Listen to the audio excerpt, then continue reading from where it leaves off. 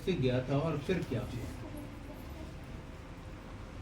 आज से कोई 27 साल पहले मेरी जिंदगी बहुत फर्स्ट क्लास जा रही थी। मुझे सब था जो एक नॉर्मल आदमी चाहेगा। बहुत बढ़िया नौकरी, मुझे, मेरी आंटी को यानी मेरी वाइफ को 2 बेटे, बड़ा बेटा कंप्यूटर इंजीनियर, छोटा बेटा 2-4 महीने में इंजीनियरिंग कंप्लीट करने वाला था, एक बिटिया मैरिड, वेल सेटल्ड, कोई कमी नहीं थी। मुझे अपनी ऑफिशियल पोजीशन की वजह से आए दिन 5 स्टार होटल्स, ड्रिंक्स, डिनर्स की इन्विटेशन रहती थी, मैं उसमें मस्त रहता। अगर आप मुझे कहते भी ना, चलो भाई एक ऐसे गुरु जी हैं वो बहुत कुछ दे देते हैं, मैं कहता नहीं भैया, ना मुझे किसी चीज़ की ज़रूरत है, ना मेरे पास टाइम है। हाँ, मेरी जिंदगी में एक बहुत बड़ी कमी थी, मेरा कोई गुरु नहीं था। पर तब मुझे इतनी अकल नहीं थी कि जिंदगी में गुरु का होना कितना जरूरी है। कहते हैं ना, गुरु के बिना गति नहीं है। अचानक मेरी जिंदगी में एक भूचाल आया। बड़ा बेटा, मैंने बताया, कंप्यूटर इंजीनियर, 24 साल का, गवर्नमेंट ऑफ इंडिया में ऑफिसर। एक दिन उसने ऑफिस कैंटीन में मसाला डोसा खा लिया, उसका थोड़ा पेट खराब हो गया, लूज मोशंस और वोमिटिंग। भागा अपनी मम्मी के पास। मेरी आंटी गवर्नमेंट ऑफ इंडिया में chief medical officer in charge of one dispensary थी, सेंट्रल गवर्नमेंट हेल्थ स्कीम की। वो उसको हॉस्पिटल ले गई, वहाँ पर उन्होंने उसको ग्लूकोज का इंजेक्शन चढ़ा दिया। उसके बाद उसको कहते अरे तू तो खुद डॉक्टर है, बस रात को ये नीडल निकाल देना और कुछ करने की जरूरत नहीं है।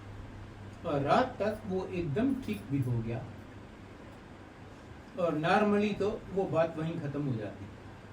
पर ये गुरुजी की लीला होगी। गुरुजी ने उस आंटी के, डॉक्टरनी के मन में डाला। उसने कैजुअली मेरी आंटी को बोला, अरे इसका अल्ट्रासाउंड करवा लेना, to be on this safe side. नहीं तो ऐसे केस में कोई अल्ट्रासाउंड नहीं करवाता। हमने उसका अल्ट्रासाउंड करवाया। पता चला राइट साइड में किडनी के ऊपर एक छोटा सा लंप है। एम्स के डॉक्टर ने कहा नहीं, कोई घबराने वाली बात नहीं है, छोटा सा है, वेल फॉर्म्ड है। पर फिर उन्होंने कहा, पर ये हुआ क्यों, इसको रहने क्यों दे, निकाली क्यों ना दे, पता तो चले क्या है, क्यों हुआ है। उसका ऑपरेशन हुआ। जब उसका रिजल्ट आया, मत पूछिए हमारा क्या हाल हुआ। कहते हैं जी, जो 10-15 दिन लग गए अल्ट्रासाउंड और ऑपरेशन के बीच में, उसमें ये इधर उधर बहुत फैल गया था, और ये बहुत बुरे टाइप का कैंसर था जो मुझको कभी ठीक नहीं होता। जब उन्होंने ऐसा कहा तो हमने सोचा सेकंड ओपिनियन ले लिया जाए। हमने एक सैंपल भेज के अमेरिका में टेस्ट करवाया, एक sample Tata memorial hospital Bombay में, जो कि इंडिया का कैंसर का सबसे बढ़िया हॉस्पिटल है। हमें दोनों जगह से जवाब मिल गया। टाटा मेमोरियल हॉस्पिटल के हेड ने तो यहाँ तक कहता, कुछ मत करो, ये कैंसर तो 2-4 साल के बच्चे को होता है और वो हमेशा मर जाता है। कोई तरीका, कोई चांस नहीं है कि आप इसे किसी तरह भी बचा सको। इनफैक्ट मान क्या, कोशिश भी मत करना, क्योंकि आप इसको बचा तो सकोगे नहीं।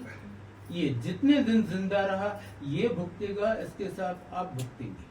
अक्लमंदी है कि जितना जल्दी जाता है जाने दो। समझ सकते हैं 24 साल के बेटे के लिए ये सुन के हमारा क्या हाल हुआ होगा। तब गुरुजी ने हम पर असीम कृपा करके हमें अपनी शरण में बुला लिया। ये मैं इसलिए कह रहा हूँ कि पहली बार हो या 10वीं बार या 50वीं बार, आप यहाँ तभी आ सकते हैं जब गुरुजी आपको बुलाएं। अपनी मर्जी से या किसी के कहने से कोई नहीं आ सकता, और उनको बुलाने के हजारों तरीके हैं। अब देखिए हमें कैसे बुलाते हैं। दिल्ली में CGHS की 100 से ज्यादा डिस्पेंसरीज होंगी। गुरुजी ने मेरी आंटी की ट्रांसफर एक से दूसरी डिस्पेंसरी में करवाई। एक और लेडी डॉक्टर भोपाल में काम करती थी, उसकी ट्रांसफर उसी डिस्पेंसरी में सिर्फ 2-3 महीने के लिए करवाई। एक दिन ये दोनों आपस में बात कर रही थी तो उसको पता चला कि इसके बेटे का ये हाल है। कहती है गुरुजी हैं, आप उनके यहाँ चलोगे? वैसे मैं बाबू बाबू के पास नहीं जाती, पर मेरा ब्रदर उनकी बहुत प्रेज करता रहता है, कहता है वो तो पता नहीं क्या क्या कर देती हैं। और सच मानिए, हमें गुरुजी में कोई विश्वास नहीं था। मैं इंजीनियर हूँ, मेरी आंटी डॉक्टर, दोनों बेटे कंप्यूटर इंजीनियर। साइंस के स्टूडेंट्स आपको पता है कैसे होते हैं, सो कॉल्ड लॉजिकल माइंड, ऐसे करो तो ऐसा होगा, ऐसे करो तो ऐसा होगा। हमने कहा ये थोड़ी कि जिस कैंसर का कोई इलाज ही नहीं है, किसी बाबे ने कोई ताबीज या धागा बांध दिया या प्रसाद दे दिया तो कैंसर ठीक हो जाएगा क्या? हमें कुछ विश्वास नहीं था, पर हम इतने लाचार थे, कोई और द्वार नहीं दिख रहा था जहां से हमें इवन 1% उम्मीद हो। सिर्फ इसलिए हमने मजबूर होकर कहा अच्छा चलो चलते हैं, विदाउट एनी फेथ। उन दिनों आप गुरुजी के यहाँ ऐसे ही नहीं जा सकते थे, उनसे परमिशन लेके। उसके बहुत जल्द बाद उन्होंने कहना शुरू किया, हाँ हाँ ले आओ नई संगत को, मैं मैक्सिमम लोगों को ब्लेस करना चाहता हूँ, पर तब नहीं। तो उस आंटी ने गुरुजी से पूछा, गुरुजी मैं अपनी एक सहेली को लेके आऊं? क्यों? उसके बेटे को कैंसर है। अच्छा ले आओ। हम गए जी, उनको पता था हम क्यों आए हैं। गुरुजी बहुत कम बोलते हैं, वो बोलते नहीं करते हैं। पहले दिन उन्होंने हमारे साथ सिर्फ 2 अक्षर बोले, कल्याण कीता। और आप विश्वास करेंगे, उनके सिर्फ कल्याण कीता कहने से इसका कैंसर गायब। सीटी स्कैन करवाया तो एम्स के डॉक्टर दंग रह गए, कहते ये कैंसर तो कभी जाता ही नहीं, सवाल ही नहीं पैदा होता।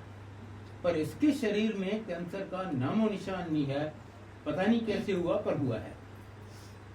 फिर गुरुजी कहने लगे मुंडे दा ब्याह कर लो, मुंडे दा ब्याह कर।